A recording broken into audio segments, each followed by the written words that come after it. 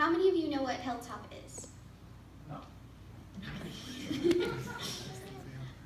Hilltop is Hilltop Christian Camp in Columbus, Indiana, near Freetown, which is a tiny little town that most people don't know where it is.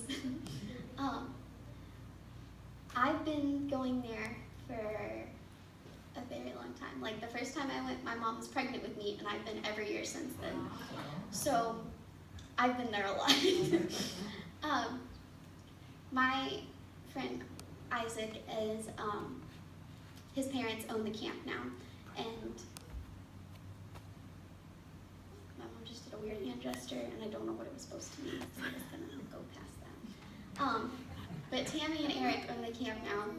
Eric is in charge of all the office stuff, and Tammy is in charge of the amazing, amazing food we have every year. Like, I swear to goodness, it is the best food I've ever had, ever, anywhere. But, okay, Dad, look, I love you, and I also really like to cook. But when you don't have to make any of that food, and you don't have to clean up after any of it, it's like 10 times better.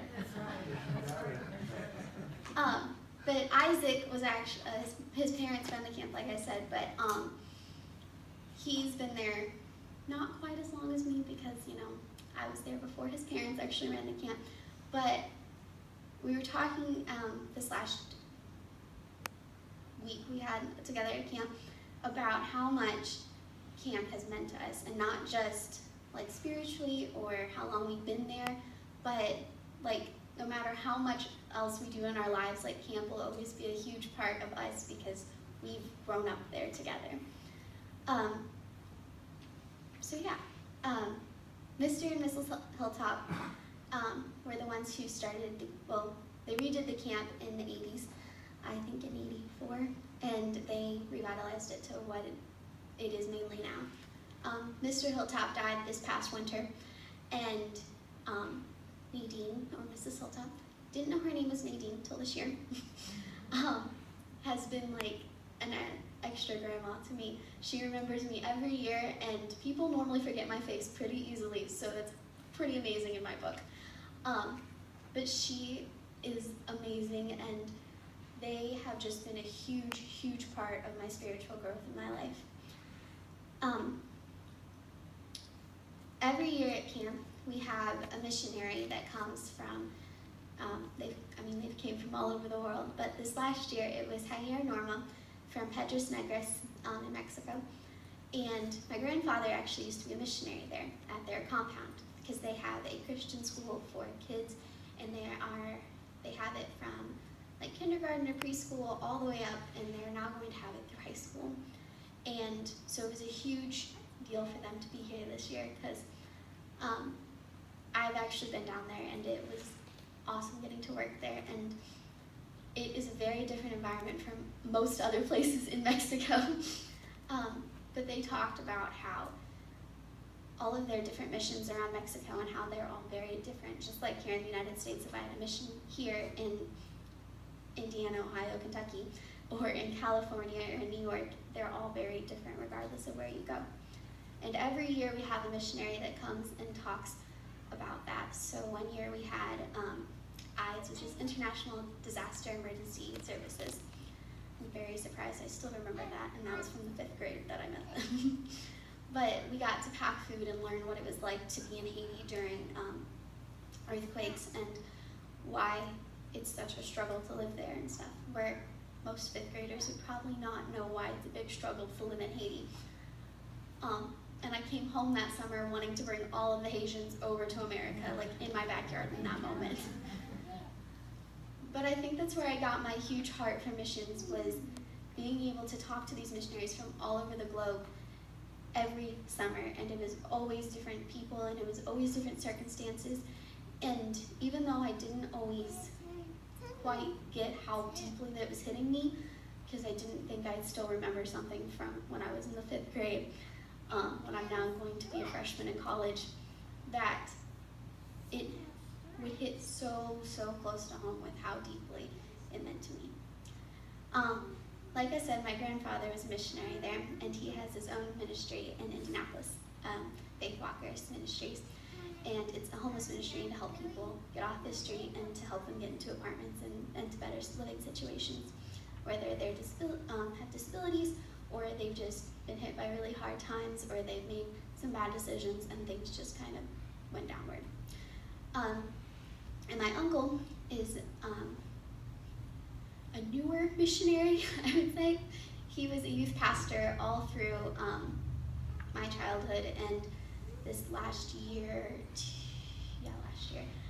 he decided that he was going to leave his church that he'd been at for 21 years, which I don't know if you guys know this, but youth ministry is a very, very hard job, so good job, Jake, that you've been here this long.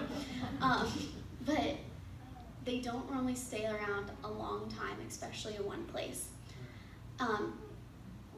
And Uncle Rob decided that he was going to work for a missions, kind of like university, where they train missionaries and they send them out into different parts of the world to plant churches. And it never really caught up to me of how surrounded I was by missions until this last year when I was trying to decide what I was going to do for school. Because I was dead set that I was going to be a child psychologist, which I am not great at handling other people's problems or my own, so I don't know why I thought that was a good idea. But I was looking around me trying to figure out what God wanted me to do, because I thought he wanted me to help people, and I wanted to be a doctor, and then I was like, nope, can't do that because I don't want to go to school for that long. And I was like, God, what do you want me to do in ministry? Like, what do you want me to do to help you with your kingdom? And he was like, Madison, I've been showing you since you were a little girl. You've been surrounded by missions and missionaries your entire life. You thought it would have clicked before now.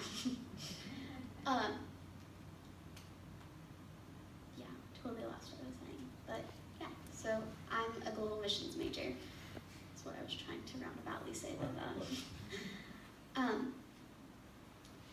And that's part of the reason that Hilltop has been a huge, huge, important part of my life.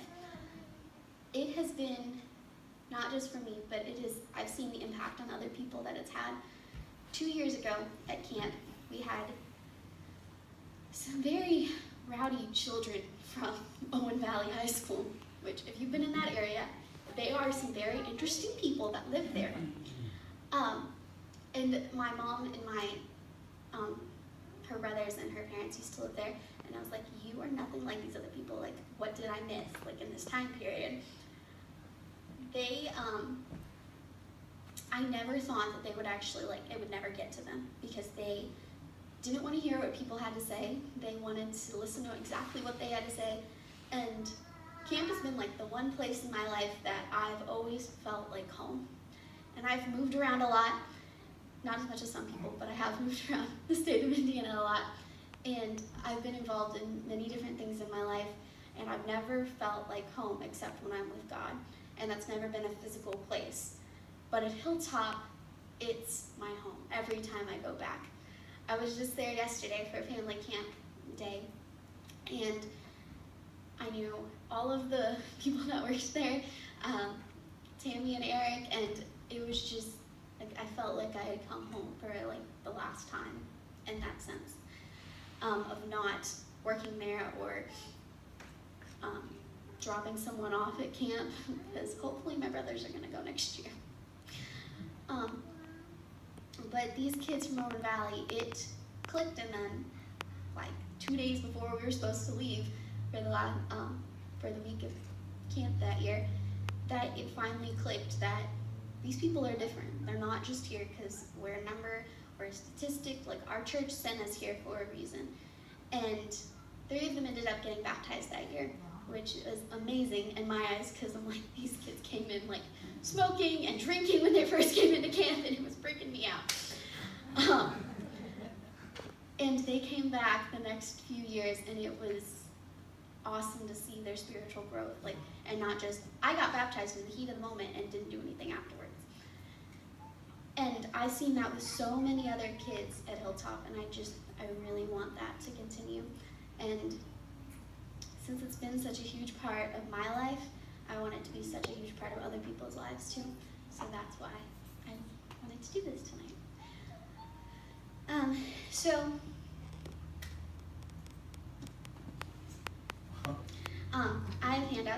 that I'm trying to board my father to hand out. So this is like the end of summer, which is kind of a weird time to hand out handouts because most of the dates have already passed and stuff, but it gives you an idea of what they do over the summer and what they do throughout the year. So there's 2 sheets, full regular size sheets, and one is for the men's retreat that they have in August. And I mean, I've never been, obviously, because I'm not a man, but I know a lot of the churches that are around there that support the camp. A lot of them go from there, and that they have a great time, and it's fun, and that they get to connect really well. And yeah, so I have that paper. And then the other one is the college age retreat, which is like really cool because it's like chapel, like you have on campus. I mean, if you don't go to a Christian school, then you wouldn't have chapel on campus. But I'm going to a Christian school. I have chapel on campus, and it's like chapel once a week. And it's really cool, and it's fun, and it's kind of like a break, and you realize that, hey, you're only in college. You don't have it all together yet.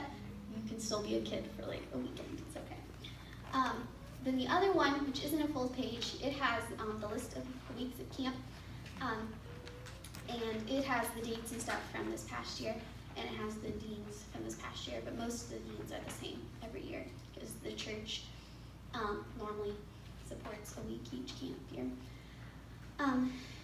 And then it has like the rules and stuff on there in case you decide you want to read up on that. But it has the email and web address and the phone numbers and fax numbers and everything if you would like to talk to them or find out any more information. And then you guys can talk to me, obviously, at the end if you have any other questions that maybe I could be able to answer. Oh, and they also have winter retreat for high schoolers that I don't think's in the packet, that they have it in January before you go back to school. And a lot of the kids that I didn't know this year went to winter retreat, and they were super connected, and it really helped them be able to be comfortable at camp this year. So I'm super glad they have that, even though I've never been able to go. But yeah, so thank you guys for coming out again. I'm going to sing a couple more songs, and then we're going to close with the last few songs that we're going to sing together.